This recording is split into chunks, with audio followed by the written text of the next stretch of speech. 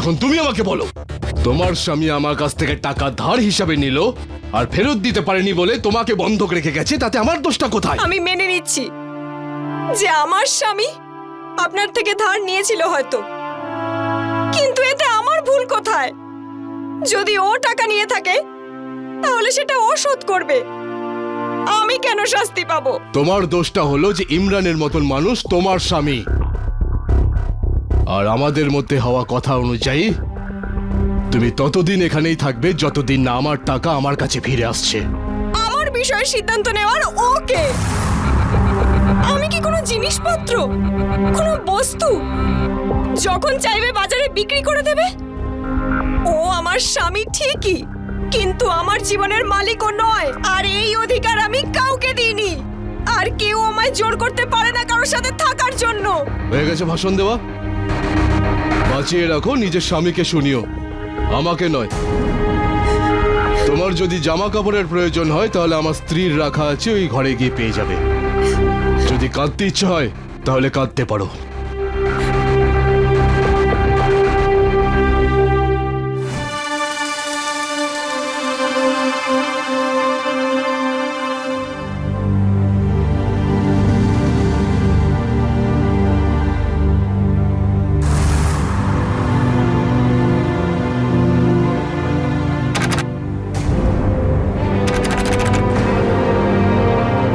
দরজা খোলো। আমি জানতাম এই জন্য বন্ধক রেখেছিল।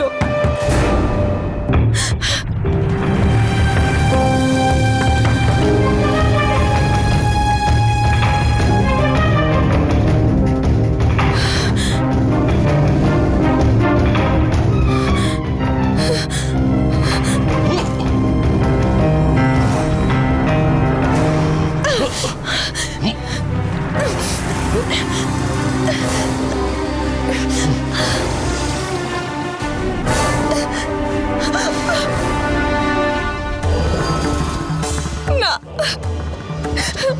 আমায় ছেড়ে দাও।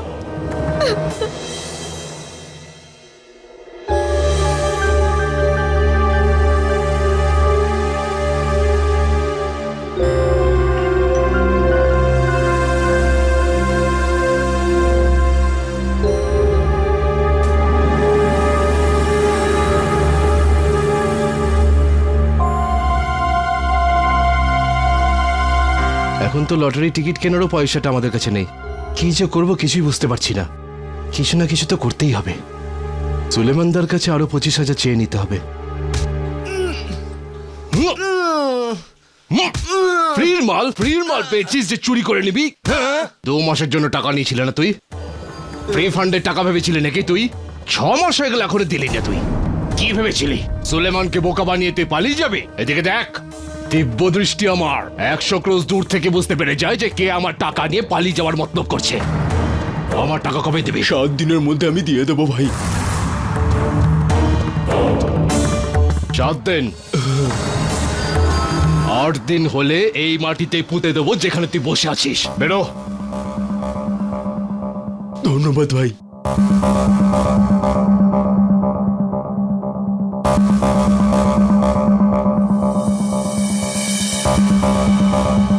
সালামু আলাইকুম সুলেমান দাদা। আরে বাহ ইমরান দাদা, টাকা দেওয়ার কথা মনে পড়েছে? বাহ। না দাদা, ওই আরো কিছু টাকা লাগবে। আরো টাকা কেন? ভাগ্য বারবার বেইমানি করছে, লটারিতে টিকিট লাগছেই না। লটারির ব্যবসা দাদা ঠিক এরকমই, বুঝতেই পারবে না কড়া কড়া কড়া টাকাগুলো কখন বেরিয়ে যাবে সিন্দুক থেকে। মানুষজন বেকার লটারির টিকিট কিনতেই থাকে। একটা ভালো উপদেশ দেবো, পবিত্র আল্লাহর নাম নিয়ে কোনো ভালো ব্যবসা করো। হ্যাঁ সুলেমান দা, এর থেকে ভালো ব্যবসার কিছু হয় নাকি?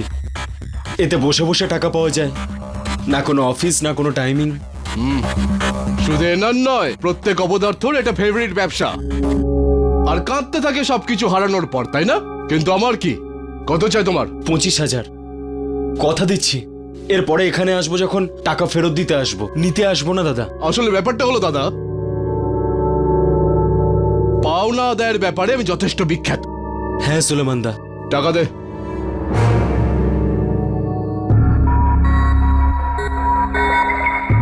এই 25 আর আগেরটা মিলে 75, টোটাল 1 লাখ। কবে ফেরত দেবে? সুলেমান দা, আমার বিয়ে ঠিক হয়ে গেছে। যেই পণের টাকাটা পেয়ে যাব তোমার সব টাকা ফিরিয়ে দেবো। বিয়ের অনেক অনেক শুভেচ্ছা তোমাকে। কিন্তু একটা কথা মনে রেখো দাদা, বইয়ের ঘোমটা তোলার আগে আমার লাখ টাকা যেন আমার কাছে পৌঁছে যায়, তারপর ফুলসজ্জা উপভোগ করো।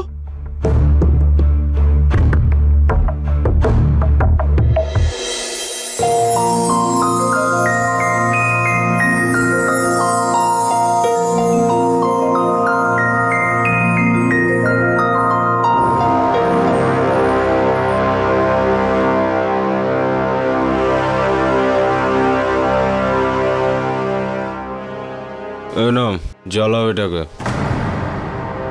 স্বামীর সেবা করো। নাও, ছাড়ো, কোনো ব্যাপার না।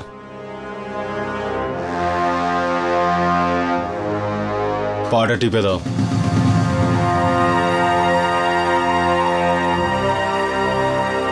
টিপে দাও।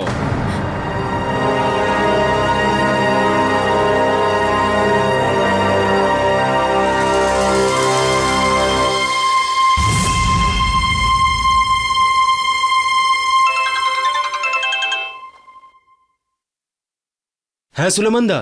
দাদা ইমরান, নিজের ভালোবাসার চরম মুহূর্তে পৌঁছানোর আগে আমার ধারটা মিটিয়ে দাও। বেশি দূরেও যেতে হবে না তোমাকে, তোমার বাড়ির দরজাতেই দাঁড়িয়ে আছি। আসছি আমি।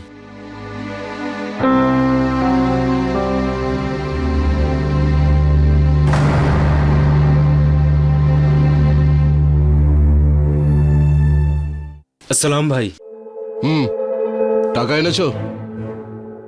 দাদা, টাকাগুলো তো আনিনি। আসলে শ্বশুরমশাইয়ের কথা মতো টাকাগুলো দেওয়ার কথা ছিল, কিন্তু আবার পুরনো ক্যাসেট চালু। আরে আমি এখানে তোমার ওই বিয়ের ক্যাসেট শুনতে আসিনি। কাল সকাল পর্যন্ত আমি আমার টাকা ফেরত চাই, বুঝতে পেরেছো? সকালের মধ্যে? সুলেমান দা, সকালের মধ্যে কোত্থেকে ব্যবস্থা করব? স্বামী আর স্ত্রী মিলে সারা রাত ধরে ছাপো টাকা। এখন সকালে চাই মানে চাই। সুলেমান দা, 10-15টা দিন যদি আরো পেয়ে যেতাম তাহলে গ্রামের জমিটা বেচে তোমার সমস্ত টাকা ফিরিয়ে দিতাম আমি। সময় তো আমি দিয়ে দেবো, কিন্তু তুই যদি গ্রাম থেকে না ফিরিস তাহলে? ভরসা তো করতেই হবে, তাই না দাদা? ভরসা? তাও আবার তোর মতন জুয়ারির ওপর? না ভাই, এটা তো সম্ভব নয়। এক কাজ কর, তুই কোনো দামি জিনিস আমার কাছে বন্ধক রাখ আর 15 দিনের মধ্যে আমার টাকা ফেরত দিয়ে দে, ঠিক আছে? দামি জিনিস? দাদা, এরকম কোনো জিনিস তো আমার কাছে নেই।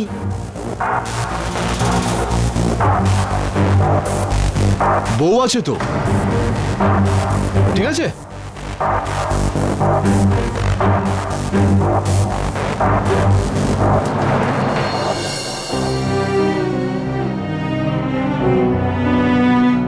এই সুলেমান কে? আর উনি ডেকেছিলেন কেন? আমার বড় দাদার মতন উনি। খুব ভালোবাসে উনি আমাকে। কাল ওনার বাড়িতে আমাকে নিমন্ত্রণ করেছেন।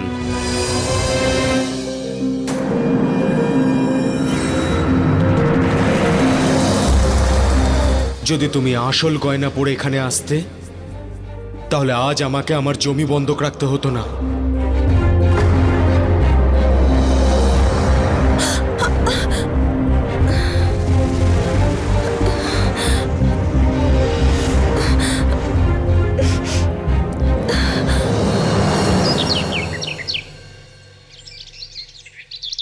আপনার স্ত্রী কোথাও গেছেন? উনি আজ থেকে 8 বছর আগে মারা গেছেন। ও বাবা, আরে বাহ, এ হলো আমার একমাত্র ছেলে হামিদ। হামিদ, ইমরান কাকা আর ওনার স্ত্রী, সালাম করো। সালাম। যাও, জামা কাপড় বদলে এসো। হ্যাঁ। তাড়াতাড়ি এসো। ইমরান, আচ্ছা শোনো, আমরা বাইরে থেকে একটু পান খেয়ে আসছি, তারপর বাড়ি যাব। আচ্ছা।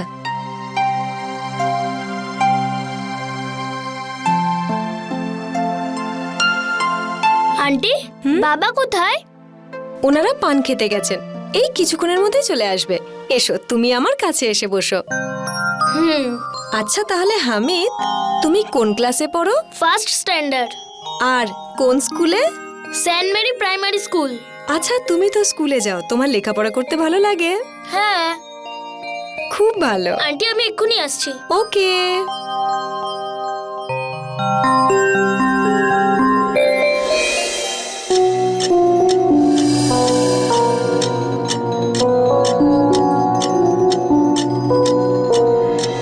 এতক্ষণেও ফিরলো না কেন? কোথায় গেল এরা? আচ্ছা বাবা হামিদ, হ্যাঁ তুমি তো পারছো না, আমি জ্যাম লাগিয়ে দিই। হ্যাঁ, লাগিয়ে দিন।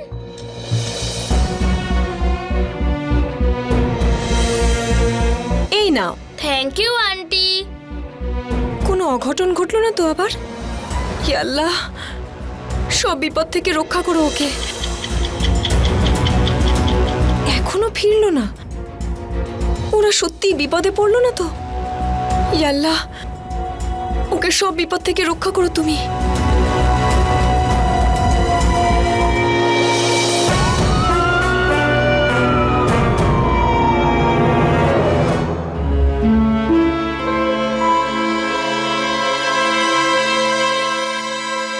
আপনি একা ফিরলেন?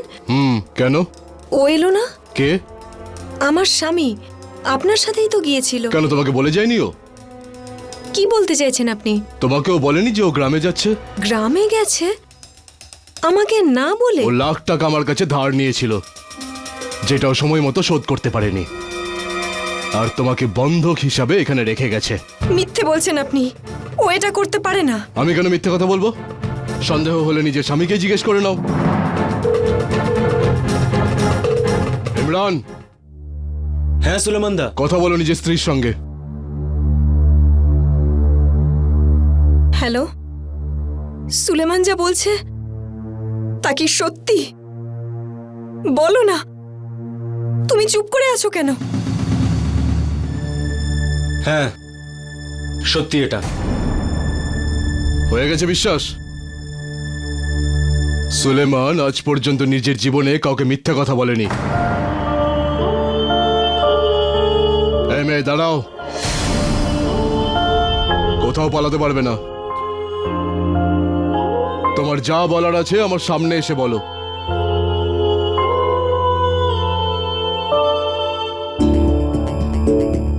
বলো। আমার স্বামী এটা করতে পারে না। আপনি নিশ্চয়ই বলেছেন ওকে এসব করার জন্য। আমি বলেছিলাম? কি করতাম? নিজের টাকা ছেড়ে দেবো? টাকা তো শুধুমাত্র অজুহাত। আমি খুব ভালো করেই বুঝতে পারছি আপনার উদ্দেশ্য। এই মেয়ে, মানছি আমি আমার জীবনে আজ পর্যন্ত অনেক ভুল কাজ করেছি, কিন্তু কোনোদিন কোনো মহিলার সঙ্গে কোনোদিন ভুল ব্যবহার করিনি, কোনোদিন না। আমার নিজের সিদ্ধান্ত আমি সবসময় মেনে চলি। শুধুমাত্র একটা জিনিসকে আমি ভালোবাসি, আর সেটা হলো টাকা। এখন তুমি আমাকে বলো, তোমার স্বামী আমার কাছ থেকে টাকা ধার হিসাবে নিল আর ফেরত দিতে পারেনি বলে তোমাকে বন্ধক রেখে গেছে, তাতে আমার দোষটা কোথায়? আমি মেনে নিচ্ছি যে আমার স্বামী আপনার থেকে ধার নিয়েছিল হয়তো, কিন্তু এতে আমার ভুল কোথায়? যদি ও টাকা নিয়ে থাকে তাহলে সেটা ও শোধ করবে, আমি কেন শাস্তি পাবো? তোমার দোষটা হলো যে ইমরানের মতন মানুষ তোমার স্বামী, আর আমাদের মধ্যে হওয়া কথা অনুযায়ী তুমি ততদিন এখানেই থাকবে যতদিন না আমার টাকা আমার কাছে ফিরে আসছে। আমার বিষয়ে সিদ্ধান্ত নেওয়ার ওকে। আমি কি কোনো জিনিসপত্র, কোনো বস্তু যখন চাইবে বাজারে বিক্রি করে দেবে? ও আমার স্বামী ঠিকই, কিন্তু আমার জীবনের মালিকও নয়, আর এই অধিকার আমি কাউকে দিইনি, আর কেউ আমায় জোর করতে পারে না কারোর সাথে থাকার জন্য। হয়ে গেছে ভাষণ দেওয়া, বাঁচিয়ে রাখো নিজের স্বামীকে, শুনিও, আমাকে নয়। তোমার যদি জামা কাপড়ের প্রয়োজন হয় তাহলে আমার স্ত্রীর রাখা আছে, ওই ঘরে গিয়ে পেয়ে যাবে। যদি কাঁদতে ইচ্ছে হয় তাহলে কাঁদতে পারো।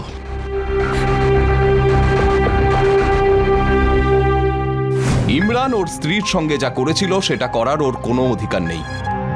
যে মহিলাকে সে বিয়ে করে সারা জীবন তার সঙ্গে থাকার প্রতিজ্ঞা করে এনেছিল, প্রথম রাতেই তাকে নিয়ে ব্যবসা করলো।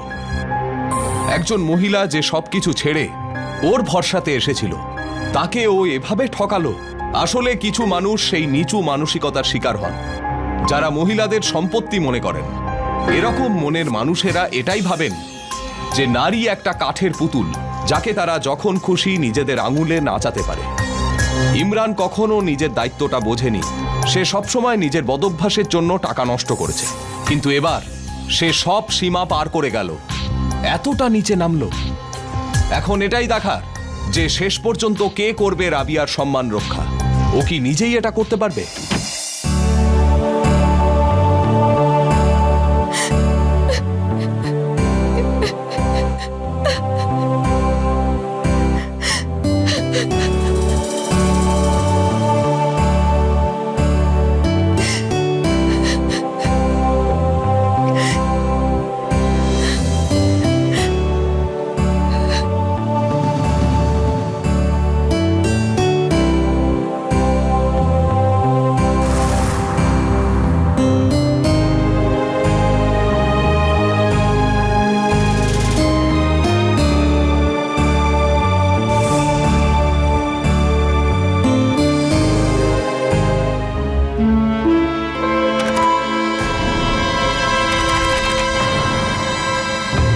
দরজা খোলো।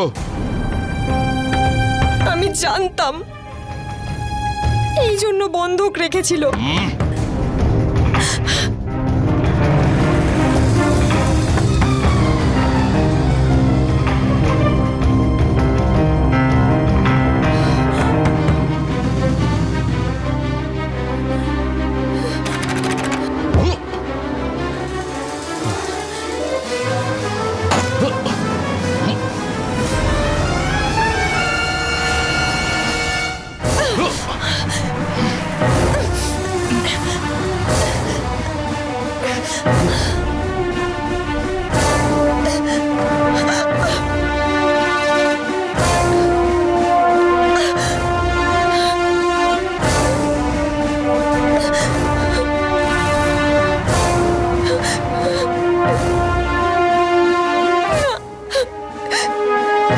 আমায় ছেড়ে দাও।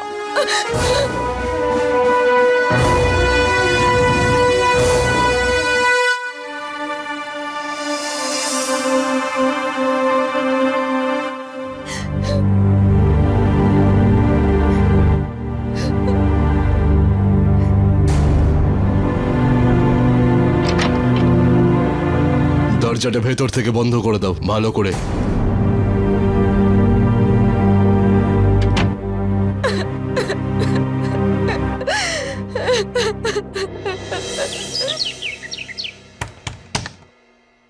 আন্টি দরজা খুলুন আন্টি, আমার স্কুলের জন্য লেট হয়ে যাচ্ছে। আমার ব্যাগটা ভেতরে আন্টি। আন্টি আমার স্কুলে যেতে দেরি হয়ে যাবে। Good morning aunty.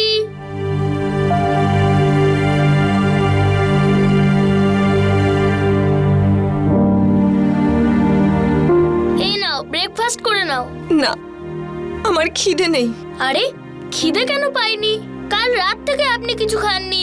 যদি আপনি না খান তাহলে আমিও খাবো না, স্কুলেও যাব না। নবিতার মতো আমিও হোমওয়ার্ক করব না। টিচার আমায় খুব মারবে, আর সেটা আপনার ভালো লাগবে তাই না আন্টি? নবিতাকে? আরে ওই যে টিভিতে ডোরেমন হয় না, ওতে নবিতা কোনোদিনও হোমওয়ার্ক করে না।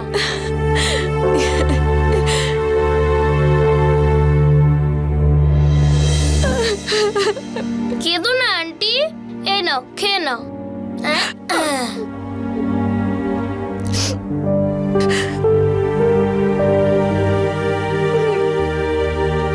বাবা, জলখাবার কে বানিয়েছে? বাবা। আন্টি আমি স্কুলে যাচ্ছি, বাই বাই। আচ্ছা আন্টি, বাই বাই। আরে ফোন তুলছে না, তাহলে বাড়ি থেকে তুলে নে না ওকে। সব ব্যাপারে আমাকে ফোন করবি নাকি? কি হয়েছে? আমার মাথা ব্যথা করছে, আমার জন্য গিয়ে ওষুধ নিয়ে আসুন। এই বাড়ির মালিক আমি, চাকর নই। ভদ্রভাবে কথা বলতে শেখো।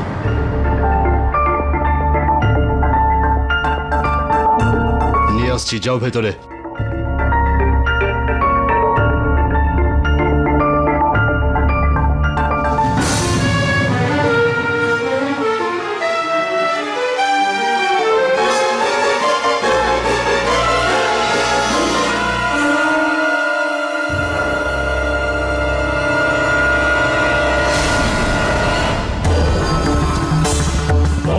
আমি তোমাকে বলেছিলাম না, যতক্ষণ না আমি আমার টাকা ফেরত পাচ্ছি ততক্ষণ তুমি কোথাও যেতে পারবে না।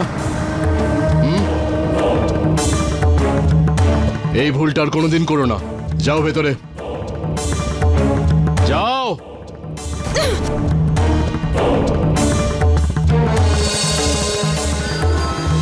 এভাবে নয়, এভাবে টাই বাঁধতে হয়, বুঝেছো?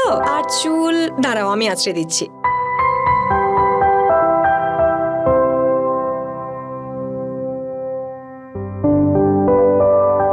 আর এই ওয়াটার বটল তোমার। এই হলো তোমার ব্যাগ। এইবারে তুমি একদম রেডি। চলো, বাই। By aunty. চলো বাবা। চলো।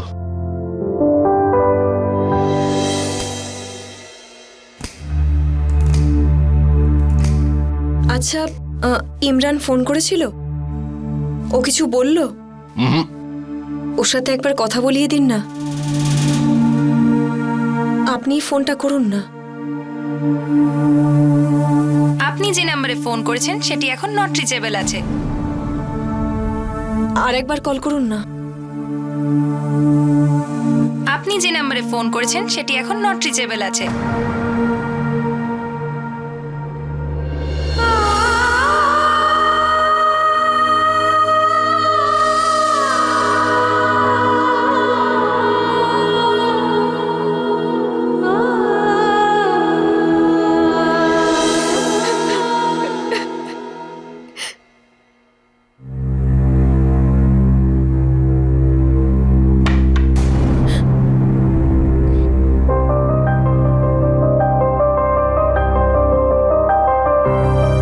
বলুন। রাবি, আমি এটা তোমার জন্য এনেছি। আমার জন্য? আমার দরকার নেই। না, এর টাকা আমি তোমার স্বামীর কাছ থেকে নেব না। আর তোমার যখনই ইমরানের সঙ্গে কথা বলার ইচ্ছা হবে তাহলে ব্যাস এই গ্রিন বাটনটা টিপে কথা বলে নিও। এটা রাখো। ধন্যবাদ।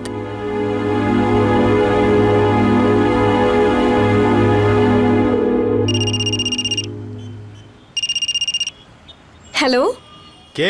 এখন নিজের স্ত্রীর কণ্ঠস্বরও চিনতে পারছো না? ফোন কোথা থেকে এলো তোমার কাছে? সুলেমান নিজে দিয়েছেন তোমার সাথে কথা বলার জন্য। চিন্তা করো না, তোমার থেকে এর টাকা নেবেন না উনি। তুমি কি আসবে নাকি ওখানেই থাকবে? কাজ শেষ হলে তারপরই তো আমি আসবো, তাই না? তুমি তো ওখানে স্বাধীনভাবে ঘুরে বেড়াতে পারছো, আর আমি এখানে খাঁচায় বন্দি হয়ে রয়েছি। কেন করলে তুমি আমার সাথে এরকম? খুব কষ্ট হয় আমার, ভীষণ ছোট মনে হয় আমার নিজেকে। তুমি যত তাড়াতাড়ি সম্ভব এখানে চলে এসো। এক একটা দিন এক একটা বছর বলে মনে হয়। Hello, hello, hello.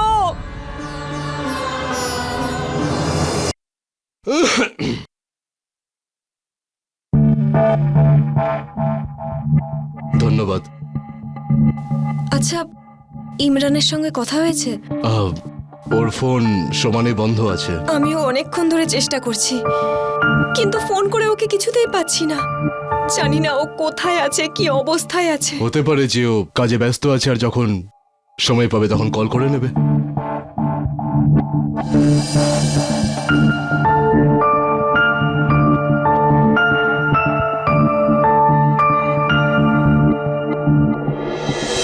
আন্টি, হুম, গল্প বলো না। জানো, এক রাজকুমারী ছিল। বিয়ে নিয়ে তার অনেক স্বপ্ন ছিল। আর একদিন তার বিয়ে এক রাজকুমারের সাথে হয়ে যায়। আর সে আনন্দের সাথে তার শ্বশুর বাড়ি চলে যায়। আর তারপর হঠাৎ সে জানতে পারে যে তার স্বামী মোটেও রাজকুমার নয়, একজন ছলনাকারী। সে 1 লাখ টাকায় তার স্ত্রীকে বিক্রি করে দিয়েছে। এখন সেই রাজকুমারী বন্দি দশা কাটাচ্ছে। প্রত্যেক দিন স্বামী আসার অপেক্ষায় থাকে। যত দিন যেতে লাগলো তার স্বামীর ফিরে আসার আশা তত কমতে লাগলো। আচ্ছা, তার স্বামী তাকে নিতে আসবে? ইয়া আল্লাহ, কি পবিত্র মনের নারী। ব্যাস, একে আর দুঃখ দিও না।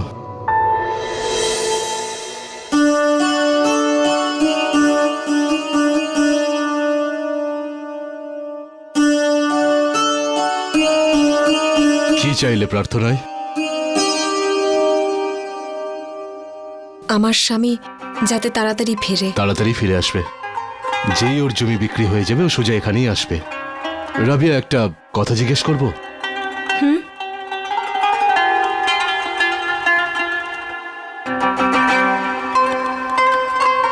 তোমার স্বামী ইমরান তোমাকে কি সত্যিই ভালোবাসে?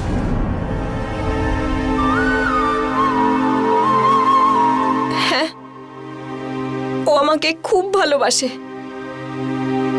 ও আমার সব দিক থেকে খেয়াল রাখে।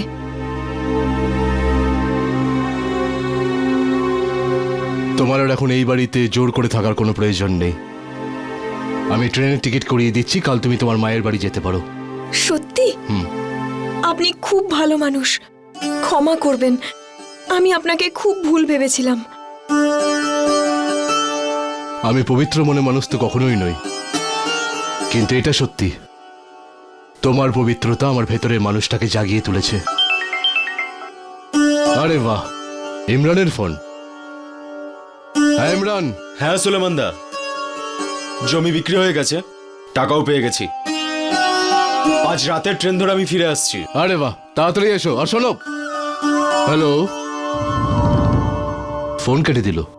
আরেকবার কল করুন না, আমি ওর সাথে একবার কথা কোনো বলবো। ব্যাপার না, জমি বিক্রি হয়ে গেছে, কাল সোজা এখানেই আসছে। এখন তোমাকে আর মায়ের বাড়ি যেতে হবে না। খুশি?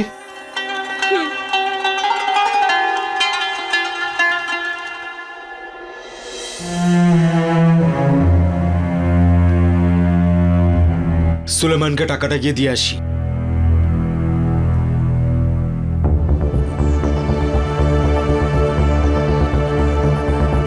কিন্তু আমার স্ত্রী তো কোনো জিনিস নিশ্চয়ই নয় যে যেরকম রেখে গেছিলাম সেরকমই ফেরত পাবো। এতদিন সুলেমানের সাথে ছিল, এতদিনে তো অপবিত্র হয়েই গেছে। আর একটা অপবিত্র মহিলার জন্য 1 লাখ টাকা খরচ করা বুদ্ধিমানের কাজ তো নয়। আরে ভাই, এই টাকা দিয়ে তো আমি আরেকটা বিয়ে করে নিতে পারি। হ্যাঁ। কিন্তু সুলেমানকে কি বলবো? একটা মেসেজ করে দি বরং ওকে।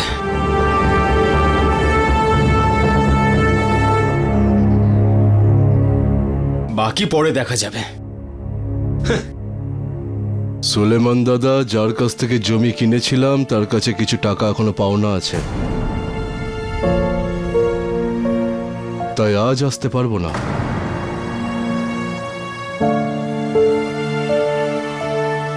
আমি গ্রামে যাচ্ছি, আপনি আমার জন্য টিকিট কেটে দিন।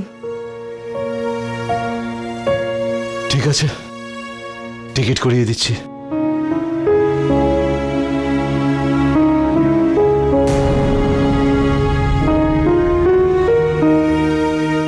আরে ভাই ভাই, কাল আমি আলিশার কাছে গেছিলাম ভাই, দারুণ মস্তি দিয়েছিল। এতদিনে ওর কিছু হলো তাহলে? কে রে? সুলেমান দাদা। সালাম আলাইকুম দাদা। কি নাটক চলছে এগুলো? সুলেমান দাদা, ওই গাড়ির নাম্বারটা এখনো দেখিনি আমরা। গাড়ির নাম্বার দেখনি বলে কি যা খুশি নাটক করবে? সরি সুলেমান দাদা। সুলেমান দাদা, ওই ইমরান টাকা তোমায় দিয়ে দিয়েছে তো? ইমরান তো বাড়ি গেছে জমি বিক্রি করতে। না সুলেমান দাদা, ও তো বাড়িতেই আছে সকাল থেকে। পাক্কা তুই দেখেছিস? হ্যাঁ সুলেমান দাদা। চলো আমি দেখছি।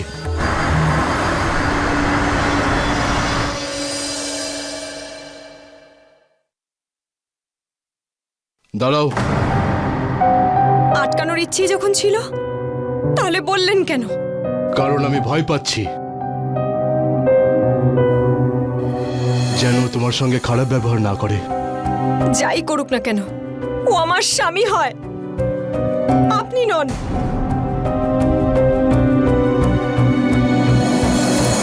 তাহলে দাঁড়িয়ে আছো কেন? যাও,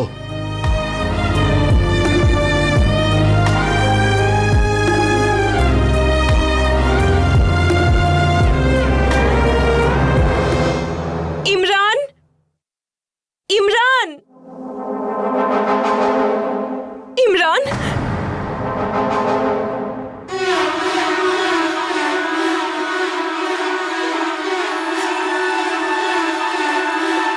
কেন কেন করলে ইমরান? তুমি আমার সাথে এরকম কেন করলে? কেন তুমি আমাকে বন্ধক রেখেছিলে? কেন রেখেছিলে?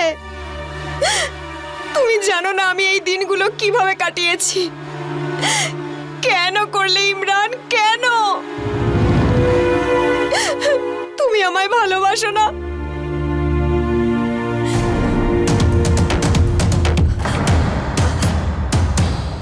এখন তুমি আর পবিত্র নেই, অপবিত্র হয়ে গেছো। আর তাছাড়াও এঁটো জিনিস খাওয়ার আমার অভ্যেস নেই, বুঝলে?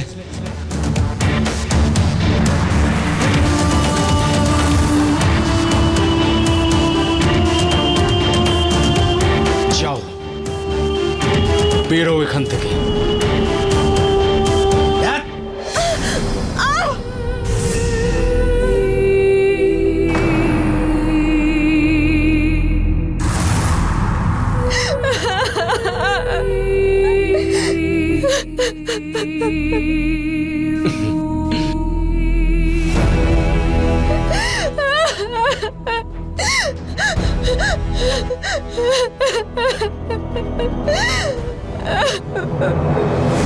একজন মহিলা কোনো অপরিচিত পুরুষের সঙ্গে থাকলে তাদের মধ্যে হয়তো অবৈধ সম্পর্ক তৈরি হবেই।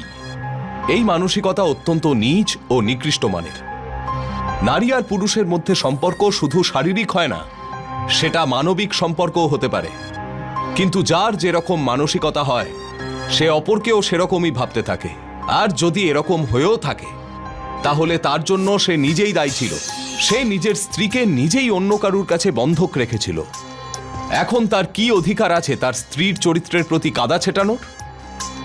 রাবিয়া যাকে নিজের স্বামী বলতো সে তার স্বামী হওয়ার যোগ্যই ছিল না। তাদের মধ্যে স্বামী স্ত্রীর সম্পর্ক সেই দিনই শেষ হয়ে গেছিল যেদিন সে রাবিয়াকে সুলেমানের বাড়িতে বন্ধক রেখেছিল।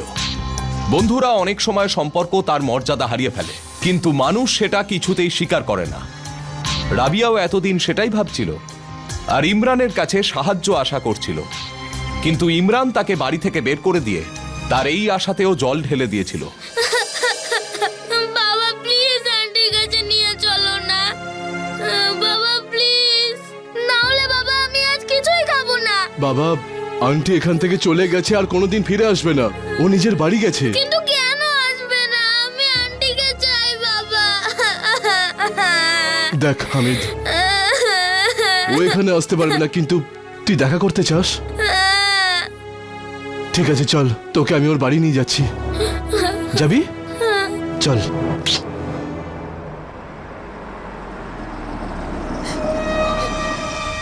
রাবিয়া, আন্টি,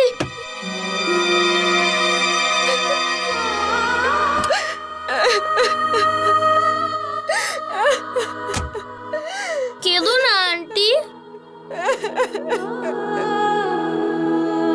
রাবিয়া, না আমি তোমাকে এখন কিছু জিজ্ঞেস করবো আর না তোমার আমাকে কিছু বলার প্রয়োজন আছে। গাড়িতে বসো। আন্টি চলো না প্লিজ, গাড়িতে বসো না। আন্টি প্লিজ চলো না আন্টি। বসো। চলো।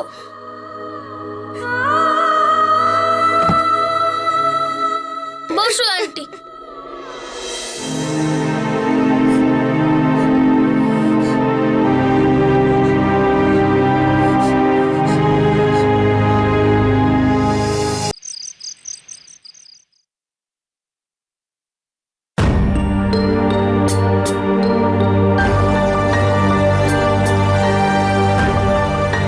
ঘুমিয়ে পড়েছো? রাবিয়া, তোমার গলা ফাঁকা থাকে তাই এটাকে পড়ে নাও। আমি এটা কি করে নিতে পারি? এটা হামিদের মায়ের ছিল, এখন ওর মৃত্যুর পরে বেকার পড়ে আছে। তুমি যদি বড় ভালো লাগবে।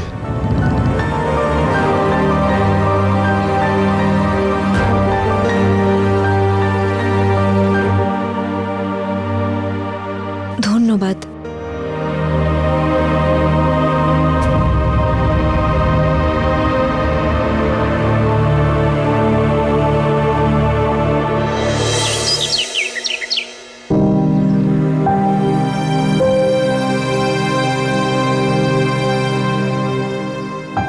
রাবিয়া,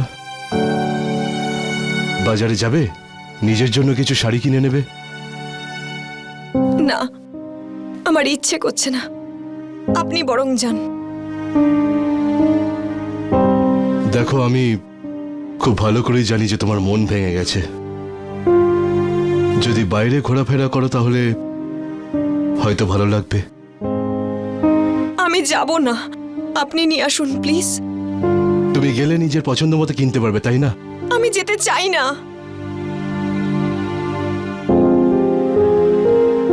হামিদেরও ভালো লাগবে যদি তুমি সাথে যাও তাহলে।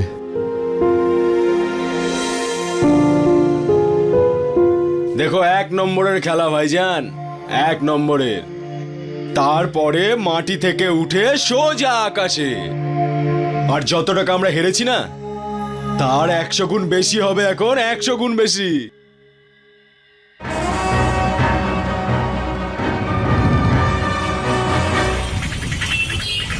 গাড়ি, বাড়ি, ব্যাংক ব্যালেন্স, সুন্দর সুন্দর মেয়েরা, সব একজন সকালে, আরেকজন বিকেলে, আরেকজন পরের দিন। বাহ! এই ইমরান, তুই এখানে বসে বসে সারাদিন শোভা নষ্ট করে যা। ওদিকে তোর বউ সুলেমান দাদার সাথে ফষ্টি নষ্টি করে যাচ্ছে। আরে কিরকম মানুষ তুই? টাকা ধার করে শোধ করতে পারছিস না বলে নিজের বউটাকেও রেখে দিয়েছিস। এই! আরে আমাকে রাখ, দেখিয়ে কি হবে? তোকে সবাই দেখে হাসছে।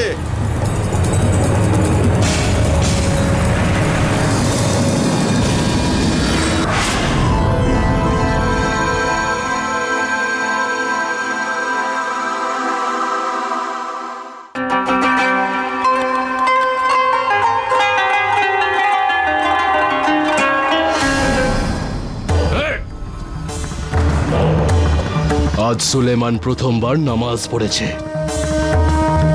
তাই তোকে ক্ষমা করলাম।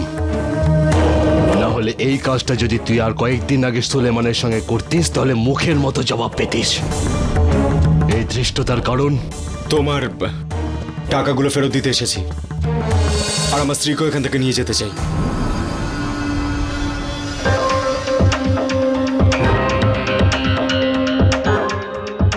তাহলে কেন তাড়িয়েছিলি তুই ওকে? সুলেমান দা, ওই দিন জানি না আমার কি হয়েছিল, বুঝতেই পারছিলাম না যে কি করব। ক্ষমা চাইছি তার জন্য। জানোয়ারের মতন মেরেছিলি এই মেয়েটাকে।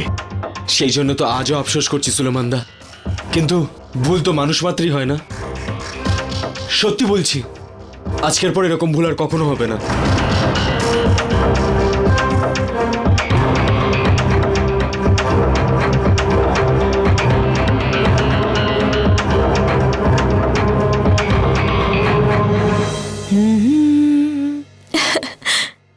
সুন্দর লাগছে না?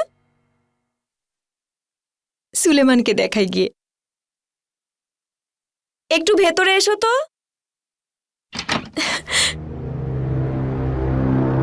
এসে গেছো তুমি? নাও, নিজের চোখ বন্ধ করো, আর যতক্ষণ না আমি বলবো তুমি চোখ খুলবে না কিন্তু।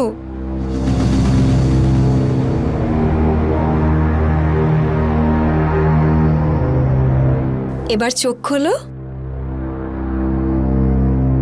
কেমন লাগছে আমায়? খুব সুন্দর দেখাচ্ছে। শাহজাহানের মুমতাজের মতো। তুমি তুমি এখানে কি করছো? তোমাকে নিতে এসেছি, আর কি। তাছাড়া আমাকে দেখে তোমায় খুব একটা খুশি মনে হচ্ছে না। খুশি হওয়ার মতো তো কাজ করনি তুমি। আমার ক্ষত এখনো শুকোয়নি পুরোপুরি, আর তুমি তুমি আবার আমায় আঘাত দিতে চলে এলে। শোনো না, আমাকে ক্ষমা করে দাও তুমি। ওই দিন জানি না কি হয়ে গেছিল। সেদিন কবে তুমি আমার সঙ্গে ভালো ব্যবহার করেছো? ফুলশয্যার রাত থেকে পশুর মতো আচরণ করেছো তুমি আমার সাথে। চলো ঠিক আছে, এবার সবকিছু ভুলে যাও তুমি। আমার সাথে বাড়িতে চলো। ভুলে যাব? কি করে ভুলবো? সেই আঘাত আমার শরীরে নয়, আমার মনে লেগেছে।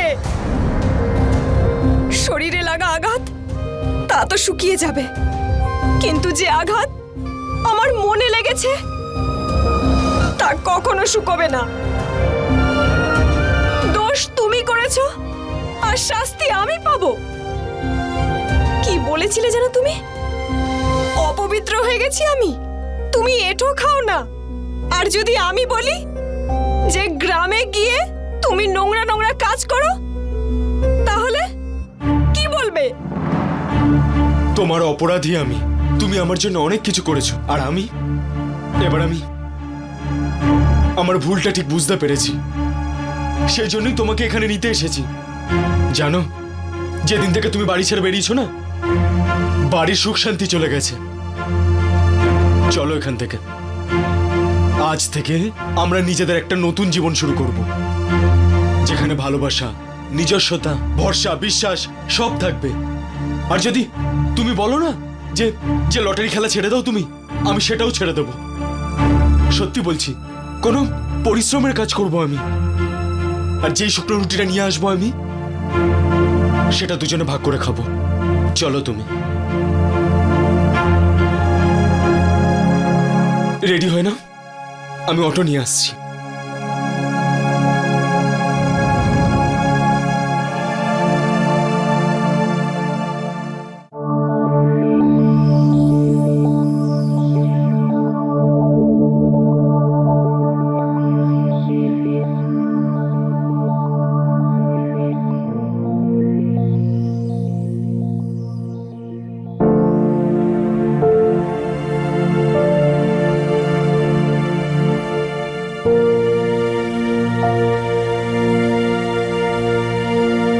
তাহলে তুমি ফিরে যাচ্ছ ওর সঙ্গে? কি করব আমি? ও নিতে এসছে তোমাকে, আর আবার যদি প্রতারণা করে তো? আমি জানি না ভাগ্যকে খণ্ডাবে।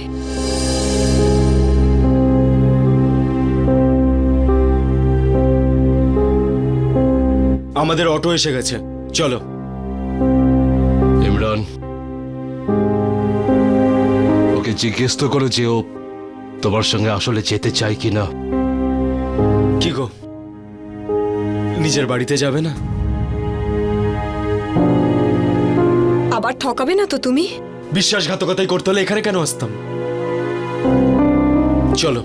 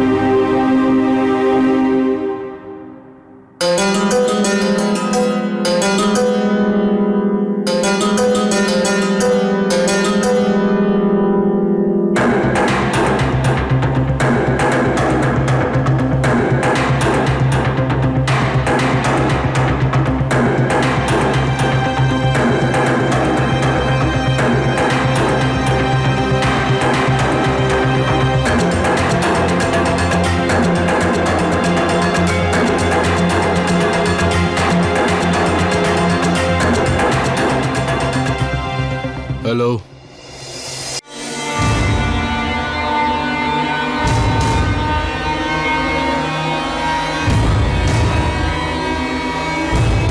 আরে বলবে তো তুমি আমায়, কি এমন অদ্ভুত জিনিস দেখাতে নিয়ে এসছো তুমি আমায়?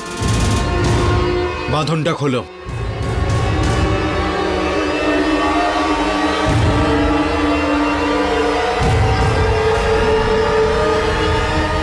এই জঙ্গলে এমন কি জিনিস আছে?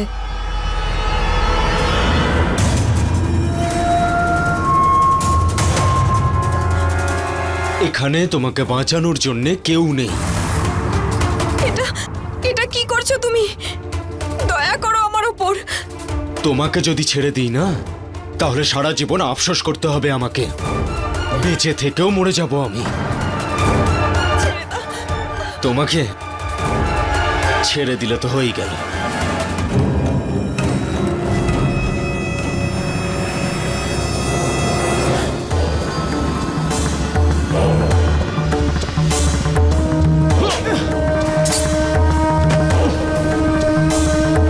তোর মতো নীচ মানুষের জন্য পুরনো সুলেমানি ঠিক আছে। তোর মতন মানুষের এটাই প্রাপ্য। আর এই পবিত্র নারী যদি আমাকে বদলে না দিত তাহলে আজ সুলেমান তোকে জ্যান্ত ছাড়তো না। রাবিয়া, ওকে তো আমি খুব ভালো করে চিনতাম, তাই আমি চেয়েছিলাম যে তুমি ওর কার্যকলাপ নিজের চোখেই দেখো। আজ থেকে তুমি স্বাধীন, আর ওর সঙ্গে যা করতে চাও তুমি করতে পারো।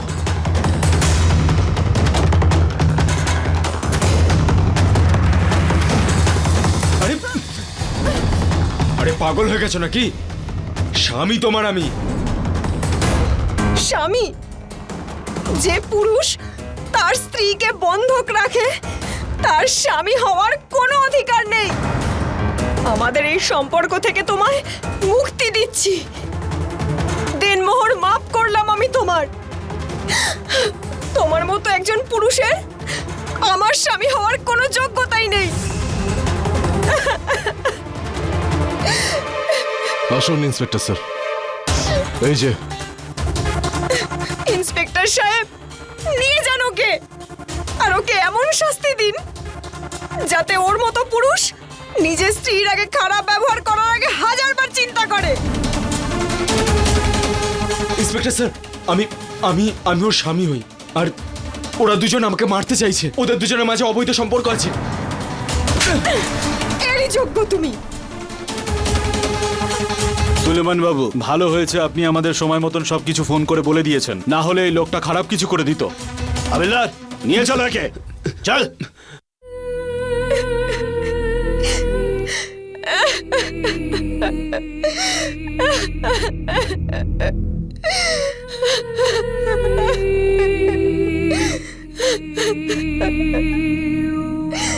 রাবিয়া, তোমার সঙ্গে যা খারাপ হওয়ার ছিল হয়ে গেছে। এর থেকে আর বেশি খারাপ কিচ্ছু হবে না। আল্লাহর উপরে ভরসা রাখো।